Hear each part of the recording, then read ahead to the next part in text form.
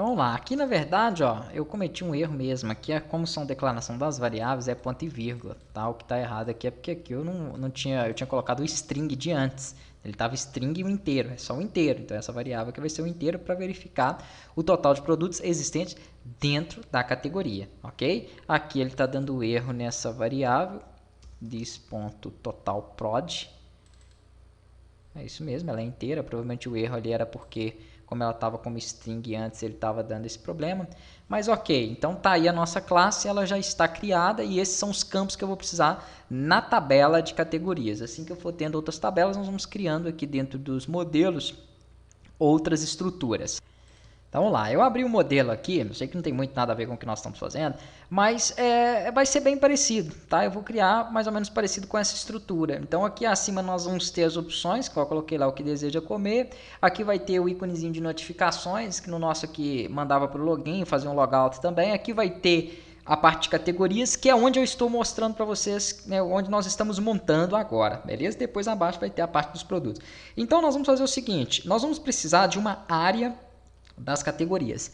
Da mesma forma que eu criei uma área aqui dentro dos componentes contendo o cabeçalho, então nós vamos ter um componente também para a categoria. Então eu vou vir aqui no Dart File e vou criar aqui, ó, categorias.dart, ok? Esse categorias.dart eu sei que é o arquivo, né, que vai conter toda a estrutura ali de categorias. Aí nós lá dentro nós vamos ter os cards é como se fossem cada um desses itens que estão aqui, ó, onde vão ter dentro do card imagem, o título da categoria e a quantidade de produtos. Vamos manter a mesma estrutura. Vamos lá então, class, vamos criar aqui uma classe chamada área categoria, né, de preferência um nome bem sugestivo, na verdade essa vai ter que se estender ao stateless, porque aqui dentro eu vou poder, aliás, aqui dentro não, essa classe ela vai ser chamada, né, ela pode ser chamada por outros, então ela tem que ser do tipo stateless, e aqui nós vamos criar uma variável que vai ser do tipo list, que vai pertencer à classe de categoria model, e aqui através dessa variável eu consigo acessar todas as propriedades que eu tiver lá dentro, beleza? Aqui eu posso criar então um elemento para ela, vou chamar ela de categorias, eu sei que toda vez que eu colocar categorias, eu posso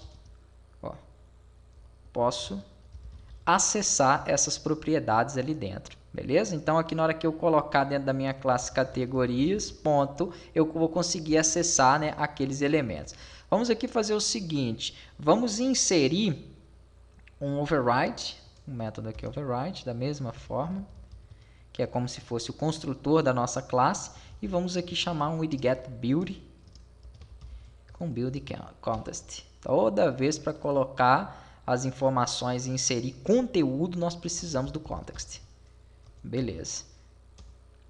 E aí o que ele vai retornar aqui para nós? Ele vai retornar um container, que é uma área como se fosse uma div, né? Ali no Ionic nós tínhamos o Ion, seria o Ion div mesmo, né? Era uma delas, ou então Ion row para poder definir linhas. Aqui então dentro desse container eu posso colocar as propriedades, por exemplo, qual que vai ser a altura dele? Se eu não me engano eu trabalhei com 80 dentro daquele card lá, tá? Então nós podemos colocar aqui mais ou menos essa altura porque ficou interessante para mim aqui. No shield ele vai chamar o que? Um list view. No outro lá nós tínhamos um semelhante a um list view, mas era um Ion slider, né? Fácil, uma belezura de configurar. Aqui nós vamos então deixar ele aqui dentro. Vamos utilizar um alinhamento horizontal, tá? Então, uma das principais informações para manter ele daquele jeito aqui vai ser o screw direction com o axis ponto horizontal. Ele sabe que ele vai ser um list view que vai trabalhar na horizontal e não normalmente como ele funciona, né? Ele trabalha na vertical, item após item. Aqui não, aqui ele vai trabalhar com os itens lado a lado. Não é muito comum, mas para fazer um tipo de sliding mesmo dele. E aqui eu posso colocar, por exemplo, uma opção, ó, que o item count, ou seja, o total de itens que vai conter nele vai ser quem? O total que tiver nas minhas categorias. Categorias.length, que é o tamanho dela. Lá no banco de dados nós vamos ter, por exemplo, a tabela de categorias. Essa tabela pode ter 2, 3, 10, 20 itens, né? E aí ele vai saber que o tamanho dessa minha lista A quantidade dela vai ser de acordo com a quantidade de itens que eu tiver ali.